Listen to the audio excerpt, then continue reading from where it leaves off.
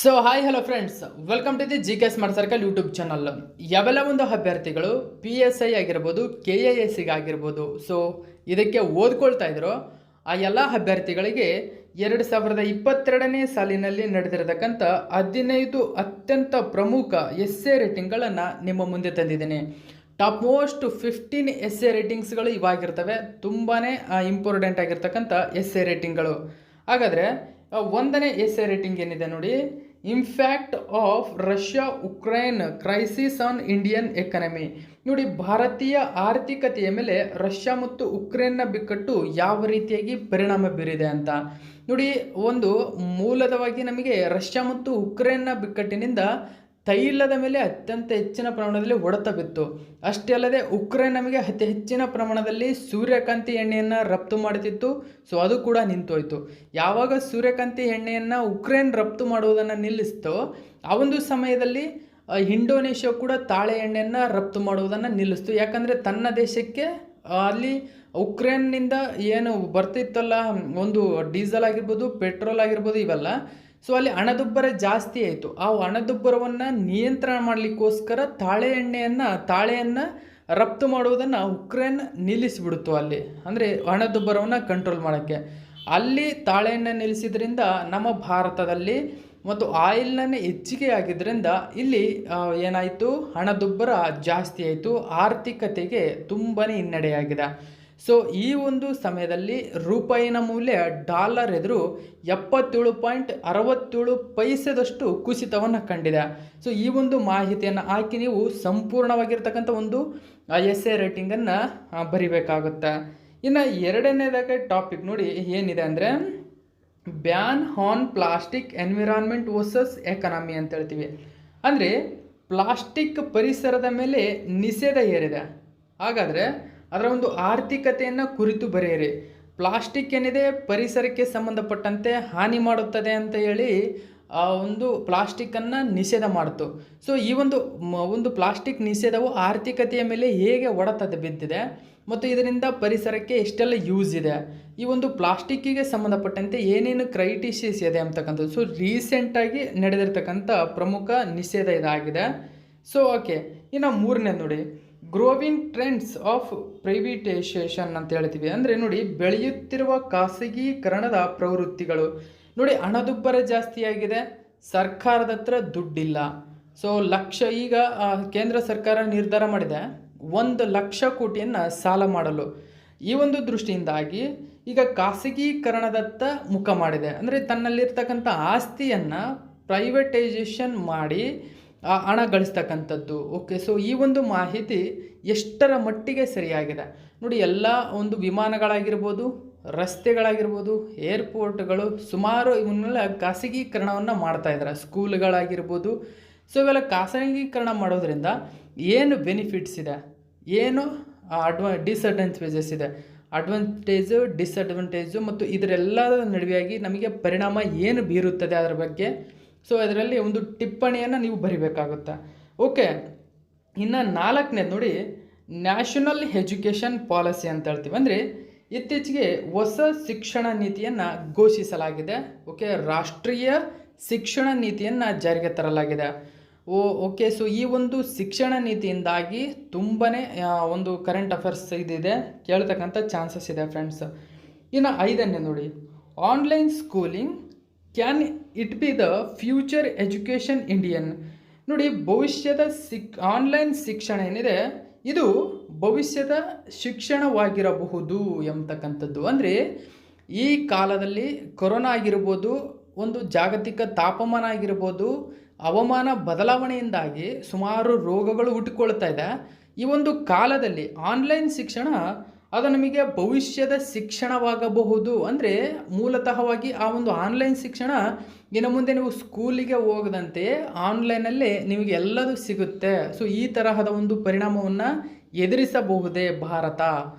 ಹಾಗಾದರೆ ಈ ಒಂದು ಪರಿಣಾಮವನ್ನು ಕಂಟ್ರೋಲ್ ಮಾಡೋಕ್ಕೆ ಏನೆಲ್ಲ ಒಂದು ಯೋಜನೆಗಳನ್ನು ಸರ್ಕಾರ ಜಾರಿಗೆ ತರಬೇಕು, ಯಾವ ರೀತಿಯಾಗಿ ಆರೋಗ್ಯದಲ್ಲಿ, ಶಿಕ್ಷಣದಲ್ಲಿ ಮತ್ತು ಈ ಒಂದು ಹವಾಮಾನ ಪರಿಸ್ಥಿತಿಯಲ್ಲಿ ಒಂದು ಸ್ಥಿರವಾಗಿರ್ತಕ್ಕಂಥ ಮಟ್ಟವನ್ನು ಕಾಯ್ದುಕೊಳ್ಳಬೇಕು. ಎಂಬತಕ್ಕಂಥ ಮಾಹಿತಿಯನ್ನು ಇಲ್ಲಿ ನೋಡಿ ತುಂಬಾ ಇಂಪಾರ್ಟೆಂಟು, ಭವಿಷ್ಯದ ಶಿಕ್ಷಣವಾಗಿರಬಹುದು. ಓಕೆ, ಸೊ ನೋಡಿ ಈ ಥರದ ಟಾಪಿಕ್ಗಳು ತುಂಬಾ ಇಂಪಾರ್ಟೆಂಟ್ ಆಗುತ್ತೆ. ಓಕೆನಾ. 6ನೇದು ನೋಡಿ, impact of increasing oil prices on Indian economy. ನೋಡಿ, ಭಾರತದ ಆರ್ಥಿಕತೆಯ ಮೇಲೆ ಹೆಚ್ಚುತ್ತಿರುವ ತೈಲ ಬೆಲೆಯ ಪರಿಣಾಮ, ಉಕ್ರೇನ್ ಮತ್ತು ರಷ್ಯಾದ ಬಿಕ್ಕಟ್ಟು, ಅಮೆರಿಕದಲ್ಲಿನ ಹಣದುಬ್ಬರ ಮತ್ತು ಅಲ್ಲಿನ ಆರ್ಥಿಕತೆಯ ಹಿನ್ನಡೆ, ಅದರ ಜೊತೆಗೆ ಹಲವಾರು ದೇಶಗಳು ತಮ್ಮ ರಫ್ತುಗಳನ್ನು ನಿಷೇಧ ಮಾಡಿದ್ದು, ಅದರ ಜೊತೆಗೆ ದಕ್ಷಿಣ ಏಷ್ಯಾದ ಕಂಟ್ರಿಗಳ ಆರ್ಥಿಕತೆ ಹಿನ್ನಡೆ, ಎಲ್ಲ ಕಾರಣದಿಂದಾಗಿ ಭಾರತದ ಆರ್ಥಿಕತೆ ಹೆಚ್ಚಿನ ಪ್ರಮಾಣದಲ್ಲಿ ತೈಲದ ಮೇಲೆ ನಿಗಾ ಇಟ್ಟಿರುತ್ತೆ. ಯಾಕಂದರೆ ಭಾರತದಲ್ಲಿ ಅತಿ ಹೆಚ್ಚು ಜನಸಂಖ್ಯೆ ಇದೆ, ಅತಿ ಹೆಚ್ಚು ವಾಹನಗಳನ್ನು ಯೂಸ್ ಮಾಡ್ತಕ್ಕಂಥ ದೇಶ. ಸೊ ಇಲ್ಲಿ ತೈಲದ ಪ್ರಮಾಣದಿಂದಾಗಿ ಯಾವ ದೇಶದಿಂದ ಎಷ್ಟು ಪ್ರಮಾಣದಲ್ಲಿ ತೈಲವನ್ನು ಭಾರತ ಆಮದು ಮಾಡ್ಕೊಳ್ತಾ ಇತ್ತೋ ಆ ಸಮಯಕ್ಕೆ ಬಂದುಬಿಡಬೇಕು. ಯಾಕಂದರೆ ಪ್ರತಿಯೊಬ್ಬರು ಯೂಸ್ ಮಾಡ್ತಾರೆ, ಆ ಸಮಯಕ್ಕೆ ಬರಲಿಲ್ಲ ಅಂದರೆ ತೊಂದರೆ ಆಗ್ಬಿಡುತ್ತೆ. ಆ ಒಂದು ದೃಷ್ಟಿಯಿಂದಾಗಿ ಇಲ್ಲಿ ತೈಲದ ಮೇಲಿನ ಬೆಲೆ ಒಂದು ಏರಿಳಿತದಿಂದಾಗಿ, ಅದರ ಜೊತೆಗೆ ಮೊನ್ನೆ ತಾನೇ ತೈಲ ಬೆಲೆಯನ್ನು 9 ರೂಪಾಯಿ ಕಡಿಮೆ ಮಾಡಿದರು. ಈ ಒಂದು ಕಡಿಮೆಯಿಂದಾಗಿ ಎಷ್ಟು ಲಕ್ಷ ಕೋಟಿ ಲಾಸ್ ಆಯಿತು. ಸೊ ಆ ಲಕ್ಷ ಕೋಟಿಯನ್ನು ಭರಿಸಲಿಕ್ಕಾಗಿ ಏನೆಲ್ಲ ಉಪಾಯಗಳನ್ನು ಹುಡುಕಿದರು, ಆ ಒಂದು ಉಪಾಯದಿಂದಾಗಿ 1 ಲಕ್ಷ ಕೋಟಿಯನ್ನು ಸಾಲ ಮಾಡಲಿಕ್ಕೆ ಸರ್ಕಾರ ಹೊರಟಿದೆ ಈಗ. ಸೊ ಇವೆಲ್ಲ ಕಾರಣಗಳಿಗೆ ನೀವು ಇಲ್ಲಿ ಹಾಕಬೇಕಾಗುತ್ತೆ, ಅದು ತುಂಬ ಇಂಪಾರ್ಟೆಂಟ್ ಆಗಿರ್ತಕ್ಕಂಥದ್ದು. ಇನ್ನು 7ನೇದು ನೋಡಿ, ಸೊ ನೋಡಿ, need of the hour is to maximise possibilities of agriculture in India. ಅಂದರೆ ನೋಡಿ, ಭಾರತದಲ್ಲಿ ಕೃಷಿಯ ಸಾಧ್ಯತೆಗಳನ್ನು ಗರಿಷ್ಠಗೊಳಿಸುವುದು ಅಗತ್ಯವಾಗಿದೆ. ಹಾಗಾದರೆ ಇದರ ಅರ್ಥ ಏನು ಅಂದರೆ ನೋಡಿ, ಭಾರತ ಕೃಷಿ ಪ್ರಧಾನ ದೇಶ. ಈಗಿರುವಾಗ ಭಾರತ ಅತಿ ಹೆಚ್ಚು ಜನಸಂಖ್ಯೆ ಹೊಂದಿದೆ, ಅತಿ ಹೆಚ್ಚು ಆಹಾರವನ್ನು ಬೇಡಿಕೆ ಇರತಕ್ಕಂಥ ದೇಶವಾಗಿದೆ. ಸೊ ಇವು ಎಷ್ಟೊಂದು ಜನಗಳಿಗೆ ಆಹಾರ ಪೂರೈಕೆ ಮಾಡಬೇಕಂದ್ರೆ ಮೊದಲು ರೈತ ಮತ್ತು ಆತನ ಜಮೀನು, ಅಲ್ಲಿರ್ತಕ್ಕಂಥ ಕ್ವಾಲಿಟಿ ವಸ್ತುಗಳು ಕರೆಕ್ಟಾಗಿರಬೇಕಾಗುತ್ತೆ. ಅದು ಕರೆಕ್ಟಾಗಿರಲಿಲ್ಲ ಅಂದರೆ ನೋಡಿ, ಇತ್ತೀಚೆಗೆ ಕೇಂದ್ರ ಸರ್ಕಾರ ಒಂದು ಘೋಷಣೆಯನ್ನು ಹೊರಡಿಸ್ತು, ಇಡೀ ಜಗತ್ತಿಗೆ ನಾವು ಊಟ ಹಾಕಬಲ್ಲೆವು ಅಂತ. ಅಂದರೆ ಗೋಧಿಯನ್ನು ಉತ್ತರ ಭಾರತದಲ್ಲಿ ಅತಿ ಹೆಚ್ಚು ಪ್ರಮಾಣದಲ್ಲಿ ಗೋಧಿಯನ್ನು ಬೆಳೀತಾರೆ. ಸೊ ಈಗ ತಾನೇ ಬಿಡುಗಡೆಯಾಗಿರ್ತಕ್ಕಂಥದ್ದು, ಪ್ರತಿ ವರ್ಷ 14 ದಶಲಕ್ಷ ಟನ್ ಗೋಧಿಯನ್ನು ಉತ್ಪಾದನೆ ಮಾಡ್ತಿತ್ತು. ಆದರೆ ಈಗ ಹವಾಮಾನದ ಪರಿಸ್ಥಿತಿಯಿಂದಾಗಿ ಅಲ್ಲಿನ ಗೋಧಿ ಉತ್ಪಾದನೆ 10.5 ದಶಲಕ್ಷ ಟನ್ ಆಗಿದೆ. ಸುಮಾರು ತುಂಬಾ ದಶಲಕ್ಷ ಟನ್ ಕಡಿಮೆಯಾಗಿದೆ. ರಫ್ತಾಗ್ತಕ್ಕಂಥ ಪ್ರಮಾಣ ಕಡಿಮೆ ಆಗದಿರಲಿ, ಭಾರತದಲ್ಲಿಯೇ ಆ ಒಂದು ಗೋಧಿಯ ಸ್ಥಿತಿಗತಿಯನ್ನು ಪರಿಣಾಮವಾಗಿ ಎದುರಿಸಲಿಕ್ಕೆ ತುಂಬ ಕಷ್ಟ. ಆ ಒಂದು ದೃಷ್ಟಿಯಿಂದಾಗಿಯೇ ಈ ಒಂದು ಕೃಷಿಯ ಸಾಧ್ಯತೆಗಳನ್ನು ಗರಿಷ್ಠಗೊಳಿಸುವಿಕೆಗೆ ಸರ್ಕಾರ ಒತ್ತು ಕೊಡಬೇಕು. ಆ ಒತ್ತಿಗೆ ನಿಮ್ಮದೇನು ಪ್ರತಿಕ್ರಿಯೆ ಇಲ್ಲಿ ನೀವು ತಿಳಿಸ್ಬೇಕಾಗುತ್ತೆ. ಇನ್ನು 8ನೇದು ನೋಡಿ, farmers protest and it's impact on economy ಅಂತ ಹೇಳ್ತೀವಿ. ಅಂದರೆ ರೈತರ ಪ್ರತಿಭಟನೆ ಮತ್ತು ಆರ್ಥಿಕತೆಯ ಮೇಲೆ ಅದರ ಪ್ರಭಾವವನ್ನು ಕುರಿತು ಬರೆಯಿರಿ ಅಂತ ಕೇಳ್ಬೋದು. ಸೊ ಪಂಜಾಬ್ನಲ್ಲಿ NCC ಆಗಿರ್ಬೋದು, NCC ಆಗಿರ್ಬೋದು, NRC ಅವು ಏನೇನೋ ಬಂತಲ್ಲ. ಸೊ ಅವೆಲ್ಲ ಕಾರಣಗಳಿಂದಾಗಿ ರೈತರು ಅತಿ ಹೆಚ್ಚಿನ ಪ್ರಮಾಣದಲ್ಲಿ ಪಂಜಾಬ್ನಲ್ಲಿ ರೈತರು ಹೋರಾಟವನ್ನು ಮಾಡಿದರು. ಸೊ ಈ ಒಂದು ರೈತರ ಪ್ರತಿಭಟನೆ, ಸರ್ಕಾರದ ಹಿನ್ನಡೆ, ಸರ್ಕಾರದ ಮೇಲಿನ ಪರಿಣಾಮಗಳೇನು, ಸರ್ಕಾರ ಅದಕ್ಕೆ ಏನೇನೆಲ್ಲ ಕ್ರಮ ಕೈಗೊಂಡಿದೆ, ಸೊ ರೈತರಿಗಾಗಿ ಸರ್ಕಾರ ಏನೆಲ್ಲ ಯೋಜನೆಗಳನ್ನು ಜಾರಿಗೆ ತಂದಿದೆ. ಸೊ ಯಾವುದೇ ಕಾರಣಕ್ಕೂ ಒಂದು ಸರ್ಕಾರವನ್ನು ಟೀಕೆ ಮಾಡೋದಾಗಲಿ ಅದರ ನೀವು ಮಾಡೋಂಗಿಲ್ಲ, ಸರ್ಕಾರದ ಹೆಸರು ಹೇಳೋಂಗಿಲ್ಲ. ಸೊ ಅದು ಈ ಥರದ ಯೋಜನೆಗಳನ್ನು ಪ್ರಮೋಟ್ ಮಾಡಬೇಕು ಎಂಬತಕ್ಕಂಥ ಮಾಹಿತಿಯನ್ನು ನೀವು ಅಲ್ಲಿ ವ್ಯಕ್ತಪಡಿಸಬಹುದು ನಿಮ್ಮ ಹೇಳಿಕೆಯನ್ನು. ಆದರೆ ಅದು ಟೀಕೆ ಮಾಡುವಂತಿರುವಂಗಿಲ್ಲ ಎಂಬತಕ್ಕಂಥದ್ದು ಒಂದು ಎಸ್ಸೆ ಬರೀತಕ್ಕಂಥವರ ಪಾಲಿಸಿ ಆಗಿದೆ. ಓಕೆ, ಸೊ ಇನ್ನು 9ನೇದು ನೋಡಿ, crypto currency and it's issues ಅಂತ ಇದೆ. ಇತ್ತೀಚೆಗೆ ಅತ್ಯಂತ ಸುದ್ದಿಯಲ್ಲಿರ್ತಕ್ಕಂಥದ್ದು ಕ್ರಿಪ್ಟೋ ಕರೆನ್ಸಿ ಮತ್ತು ಅದರ ಸಮಸ್ಯೆಗಳು. ಕ್ರಿಪ್ಟೋ ಕರೆನ್ಸಿ ಅಂದರೆ ನೋಡಿ, ಇದು ಒಂದು ಯಾವ ದೇಶದಲ್ಲಿ ಉತ್ಪಾದನೆ ಆಯಿತು, ಎಲ್ಲಿ ಇದನ್ನು ಜಾರಿಗೆ ತರಲಾಯಿತು ಮೊದಲು. ಸೊ ಇದು ಒಂದು ಕ್ರಿಪ್ಟೋ ಕರೆನ್ಸಿ ಅಂದರೆ ಈ ಜಾಗತಿಕವಾಗಿ ಎಷ್ಟು ಮನ್ನಣೆಯನ್ನು ಪಡೆದುಕೊಂಡಿದೆ ಎಂಬತಕ್ಕಂಥ ಮಾಹಿತಿಯನ್ನು ಇಲ್ಲಿ ನೀವು ಬರಿಬೇಕಾಗುತ್ತೆ.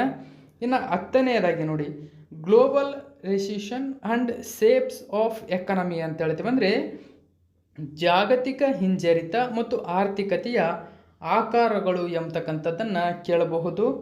ಇನ್ನು 11ನೇ ನೋಡಿ, ನೆಟ್ ಜೀರೋ ಕಾರ್ಬನ್ ಎಮಿಷನ್ ಅಂತ ಹೇಳ್ತೀವಿ. ಅಂದರೆ ನಿವ್ವಳ ಶೂನ್ಯ ಇಂಗಾಲದ ಹೊರಸೂಸುವಿಕೆ. ಅಂದರೆ ಯಾಕೆ ಇದು ಹೆಚ್ಚಿನ ಪ್ರಮಾಣದಲ್ಲಿದೆ ಅಂದರೆ 2070ರ ವೇಳೆಗೆ ಭಾರತ ಇಂಗಾಲದ ಶೂನ್ಯ ಹೊರಸೂಸುವಿಕೆಯ ಪ್ರಮಾಣವನ್ನು ಕೋಪ್ ಸಮ್ಮೇಳನದಲ್ಲಿ ಇತ್ತೀಚೆಗೆ ಹಾಕಿಕೊಂಡಿದೆ ಸ್ನೇಹಿತರ.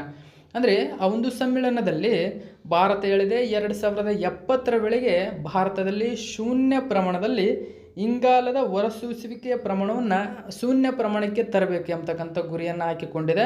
ಇದರ ಜೊತೆಗೆ ನಮ್ಮ ಕರ್ನಾಟಕವು ಕೂಡ 2050ರ ವೇಳೆಗೆ ಜೀರೋ ಎಮಿಷನನ್ನು ತರಬೇಕು ಎಂಬತಕ್ಕಂಥ ಮಾಹಿತಿಯನ್ನು ಕೂಡ ಹಾಕಿಕೊಂಡಿದೆ. ಇದರ ಕುರಿತಾಗಿ ಕೋಪ್ ಸಮ್ಮೇಳನ ಆಗಿರ್ಬೋದು, ಸೊ ಜಾಗತಿಕವಾಗಿ ಅದರ ಒಂದು ಮಹತ್ವ ಮತ್ತು ಭಾರತದಲ್ಲಿ ಹವಾಮಾನ ಮತ್ತು ಇಂಗಾಲದ ಹೊರಸೂಸುವಿಕೆ ಮತ್ತು ಯಾವ ದೇಶ ಅತಿ ಹೆಚ್ಚು ಇಂಗಾಲವನ್ನು ಹೊರಸೂಸುತ್ತದೆ, ಭಾರತ ಆ ದೇಶಗಳಲ್ಲಿ ಎಷ್ಟನೇ ಪ್ರಮಾಣದಲ್ಲಿದೆ, ಯಾಕೆ ಭಾರತದಲ್ಲಿ ಅತಿ ಹೆಚ್ಚು ಇಂಗಾಲದ ಹೊರಸೂಸುವಿಕೆ ಆಗುತ್ತದೆ. ಸೊ ಈ ಎಲ್ಲ ಕಾರಣಗಳನ್ನು ನೀವು ಇಂಚಿಂಚಾಗಿ ಒಂದು ಈಸಿಯಾಗಿ ಒಂದು ಪ್ಯಾರಾಗ್ರಾಫನ್ನು ತಯಾರು ಮಾಡಬೇಕಾಗುತ್ತೆ. ಇನ್ನು ನೆಕ್ಸ್ಟ್ ನೋಡಿ, ಸೊ ನೋಡಿ, India China border issues, how can India maintain balance between conflict and trade relations. ನೋಡಿ, ಭಾರತ ಚೀನಾ ಗಡಿ ಸಮಸ್ಯೆಗಳು, ಸಂಘರ್ಷ ಮತ್ತು ವ್ಯಾಪಾರ ಸಂಬಂಧಗಳ ನಡುವೆ ಭಾರತ ಹೇಗೆ ಸಮತೋಲನವನ್ನು ಕಾಯ್ದುಕೊಳ್ಳಬಹುದು. ಓಕೆ ಕಾಯ್ದುಕೊಳ್ಳಬಹುದು ಅಂತ ಹೇಳಿದ್ದೀನಿ. ಅಂದರೆ ಕಾಯ್ದುಕೊಳ್ಳಬಹುದು ಅಂತ ಕೊಟ್ಟರು ಅಂದರೆ ನಿಮ್ಮ ವ್ಯಕ್ತಪಡಿಸಬೇಕು, ಅಲ್ಲಿ ಯಾವ ರೀತಿಯಾಗಿ ಅದನ್ನು ಬಗೆಹರಿಸ್ಕೋಬೇಕು. ಸೊ ಚೀನಾದೊಂದಿಗೆ ಭಾರತದ ಆರ್ಥಿಕತೆ ಯಾವ ಹಂತದಲ್ಲಿದೆ, ಅದನ್ನು ಹೇಗೆ ಸರಿಪಡಿಸಬೇಕು. ಅತಿ ಹೆಚ್ಚು ಚೀನಾದೊಂದಿಗೆ ಭಾರತ ವ್ಯಾಪಾರವನ್ನು ಮಾಡುತ್ತೆ. ಭಾರತದಿಂದ ಚೀನಾಕ್ಕೆ ಏನು ರಫ್ತಾಗುತ್ತೆ, ಚೀನಾದಿಂದ ಭಾರತಕ್ಕೆ ಏನು ಬರುತ್ತೆ, ಗಡಿ ಸಮಸ್ಯೆ ಹೇಗಿದೆ, ಸೊ ಇತ್ತೀಚೆಗೆ ನಡೆದಿರ್ತಕ್ಕಂಥ ಒಂದು ಬೆಳವಣಿಗೆಗಳೇನು, ಈ ಎಲ್ಲ ಮಾಹಿತಿಗಳನ್ನು ನೀವಿಲ್ಲಿ ಹಾಕಬೇಕಾಗುತ್ತೆ. ಇನ್ನು ನೋಡಿ next question, as the family gained during corona times the good bad and the ugly of being quarantine at home during Covid. ನೋಡಿ, ಕೊರೋನಾ ಸಮಯದಲ್ಲಿ ಕುಟುಂಬವು ಗಳಿಸಿದೆಯೇ, ಕೋವಿಡ್ ಸಮಯದಲ್ಲಿ ಮನೆಯಲ್ಲಿ ಕ್ವಾರಂಟೈನ್ ಆಗಿರುವುದು ಒಳ್ಳೆಯದು, ಕೆಟ್ಟದ್ದು ಮತ್ತು ಕೊಳಕು, ಈ ಒಂದು ಕುರಿತು ಬರೆಯಿರಿ ಅಂತ ಕೇಳಬಹುದು. ಇನ್ನು 14ನೇದು, what is the summary and solutions of the environment committees Gadgil and Kasturirangan report. ನೋಡಿ, ತುಂಬಾ ಇತ್ತೀಚೆಗೆ ಇಶ್ಯೂ ಆಗಿರ್ತಕ್ಕಂಥದ್ದು ಯಾವುದಂದರೆ ಪರಿಸರದ ಮೇಲಿನ ಸಮಿತಿಗಳಾದ ಗಾಡ್ಗಿಲ್ ಮತ್ತು ಕಸ್ತೂರಿ ರಂಗನ್ ವರದಿ. ಸೊ ಅಲ್ಲಿ ಗಾಡಿ ಅಂತ ಆಗ್ಬಿಟ್ಟಿದೆ, ಗಾಡ್ಗಿಲ್ಡ್ ಅದು. ಓಕೆ, ಗಾಡ್ಗಿಲ್ಡ್ ಸ್ನೇಹಿತರೆ, ಗಾಡ್ಗಿಲ್ಡ್ ವರದಿ.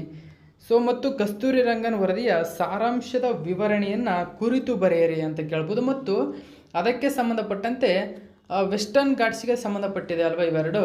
ಸೊ ಯಾವೊಂದು ಘಾಟ್ನ ಕುರಿತು ಬರೀಬೇಕು, ಅಷ್ಟೇ ಅಲ್ಲದೆ ಆ ಎರಡು ಯೋಜನೆಗಳು ಏನೇನು ಮಹತ್ವವನ್ನು ಒಳಗೊಂಡಿದೆ, ಸೊ ಯಾವ ಯೋಜನೆ ಯಾವುದ್ರ ಬಗ್ಗೆ ತಿಳಿಸುತ್ತದೆ ಆಯೋಗ ಎಂಬತಕ್ಕಂಥದ್ದನ್ನು ನೀವು ಇಲ್ಲಿ ಕಂಪ್ಲೀಟ್ ಡೀಟೇಲ್ಸ್ ಕೊಡಬೇಕು. ಇನ್ನು ಕೊನೆಯದಾಗಿ ನೋಡಿ, 15ನೇದು, what are the latest development and solutions for communism in India. ನೋಡಿ, ಭಾರತದಲ್ಲಿ ಕೋಮುವಾದ ಮತ್ತು ಕೋಮುವಾದಕ್ಕೆ ಸಂಬಂಧಿಸಿದ ಇತ್ತೀಚಿನ ಬೆಳವಣಿಗೆ ಮತ್ತು ಇದರ ಪರಿಹಾರಗಳೇನು, ಸೊ ಇದರ ನಿವಾರಣೆಗೆ ಪರಿಹಾರಗಳೇನು, ಈ ಒಂದು ಕುರಿತು ಬರೆಯಿರಿ ಅಂತ ಕೇಳ್ಬೋದು. ಸೊ ಕೋಮುವಾದ ಅಂತ ಕೊಟ್ಟರು ಅಂದರೆ ನೀವು ಅಲ್ಲಿ ಎಲ್ಲ ಬರೀಬೇಕು. ಅದೇನು ಭಯೋತ್ಪಾದನೆ ಅಂತ ಕೊಟ್ಟರು ಅಂದರೆ ಏನೆಲ್ಲ ಬರೀಬೇಕು, ಇನ್ನು ಜಾಗತಿಕ ತಾಪಮಾನ ಆಗಿರ್ಬೋದು, ಇನ್ನು ಭ್ರಷ್ಟಾಚಾರ ಆಗಿರ್ಬೋದು. ಸೊ ಇಲ್ಲೆಲ್ಲ ತುಂಬಾ ಒಳ್ಳೊಳ್ಳೆ ಟಾಪಿಕ್ಗಳು ಇವಾಗಿವೆ ಸ್ನೇಹಿತರ. ಸೊ ಈ ಒಂದು ಎಕ್ಸ್ಪ್ಲೈನ್ ಮಾಡ್ತಕ್ಕಂಥ ಕಾರ್ಯವನ್ನು ಮುಂದೊಂದು ದಿನ ಶೀಘ್ರದಲ್ಲೇ ನಿಮ್ಮ ಮುಂದೆ ಬರ್ತೀನಿ. Thank you so much for watching my video.